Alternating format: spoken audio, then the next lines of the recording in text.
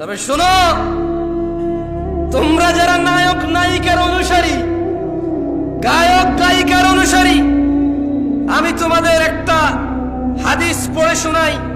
এর আগে আমি তোমাদেরকে একটা আয়াত পড়ে শোনাবো।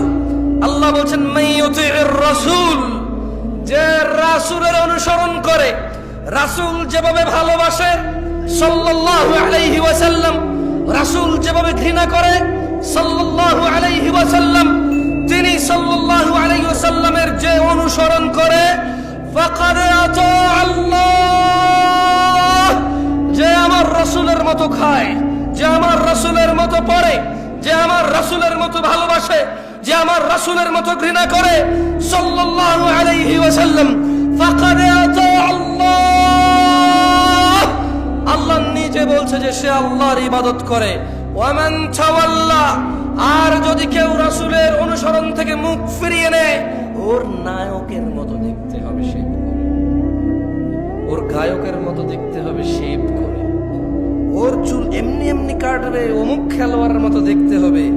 আল্লাহ বলছে যে ওয়ামান তাওয়াল্লা, যে রাসূলের অনুসরণ করে না, ফামা আরসালনাকা আলাইহিম হাফিযা, ইয়া রাসূলুল্লাহ, আমি আপনাকে এই সুন্নত বিরোধী লোকগুলোর তত্ত্বাবধায়ক করে পাঠাইনি।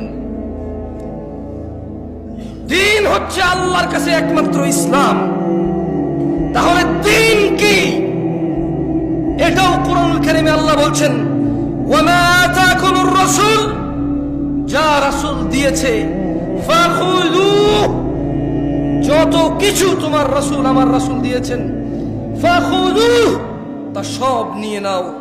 ওয়ামা নাহাকুম আনহু, যত কিছু থেকে নিষেধ করেছে, ফান্তাহু, তা থেকে তোমরা বিরত হও। ওয়াত্তাকুল্লাহ ইয়া নাস, তোমরা আল্লাহর তাকওয়া অবলম্বন করো। ইন্নাল্লাহা শাদীদুল ইকাব, নিশ্চয়ই আল্লাহ শাস্তি দানে অনেক কঠোর।